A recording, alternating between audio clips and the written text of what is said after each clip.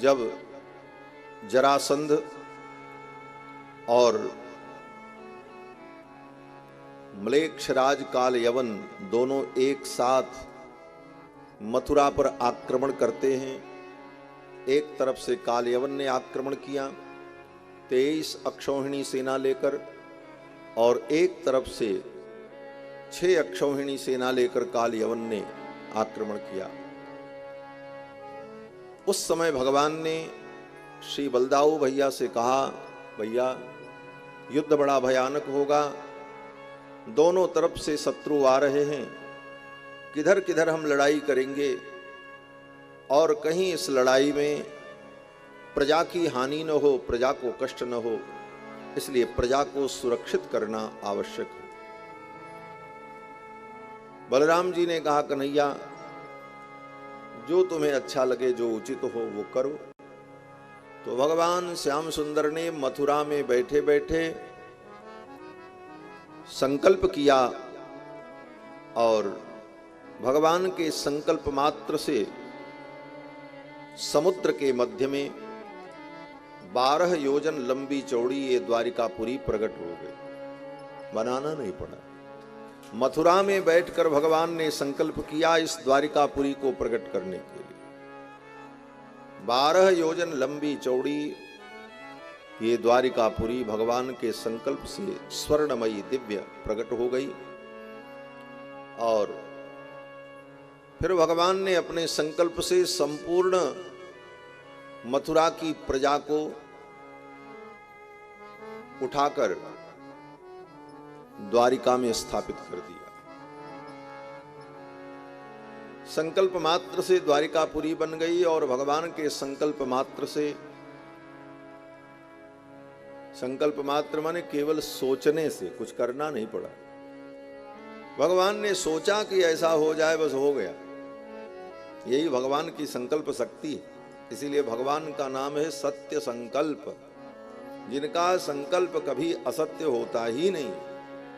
सत्य काम सत्य संकल्प, ये भगवान का नाम है। सत्य काम माने जो कामना करें, जो इच्छा करें वो सत्य हो जाए, और जो संकल्प करें वो सत्य हो। तो रातों रात संपूर्ण द्वारिकापुरी बनकर के तैयार हो गई, और संपूर्ण प्रजा को भगवान ने द्वारिकापुरी में स्थापित कर दिया।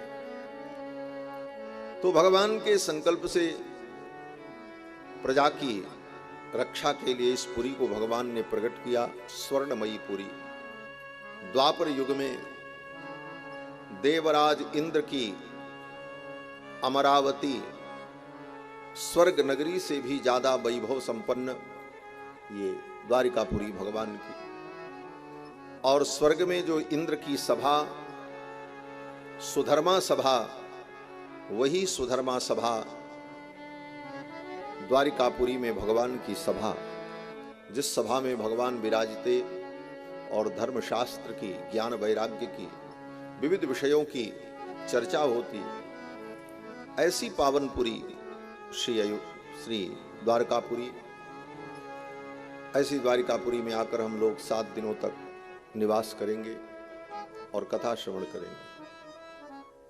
तीर्थ में पवित्र भाव से जाए तभी तीर्थ सेवन का फल प्राप्त होता है। तीर्थ में पूर्ण पवित्रता का पालन करें।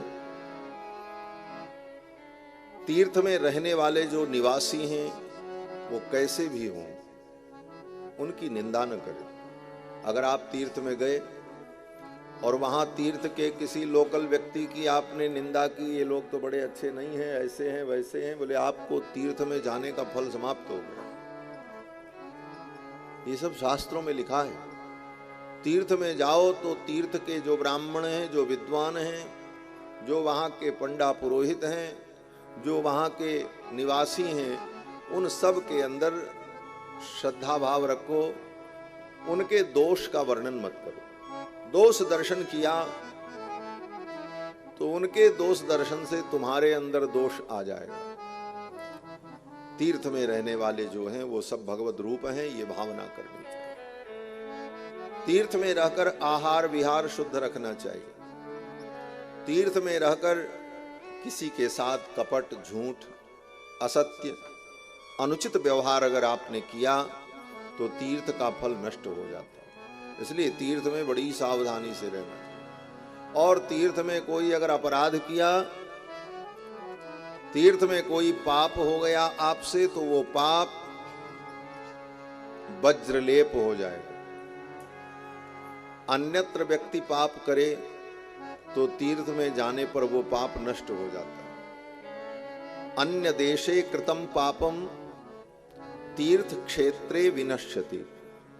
अन्य देश में किया गया पाप तीर्थ क्षेत्र में व्यक्ति पहुंच जाए तो तीर्थ यात्रा के द्वारा उसका पाप नष्ट हो जाता है। लेकिन तीर्थ देशे कृतम पापम, तीर्थ में जाकर के अगर कोई पाप किया तो वज्रलेपो भविष्यति, वो वज्रलेप हो जाता है।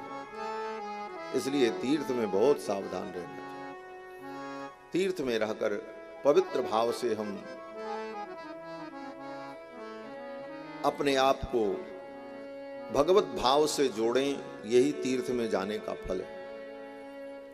और तीर्थ की जो महिमा है, तीर्थ में जाने का जो फल है, परम फल यही है कि हमारे पूर्वकृत पाप नष्ट हो, हमारी बुद्धि शुद्ध हो और भगवान के चरणों में हमारी भक्ति हो।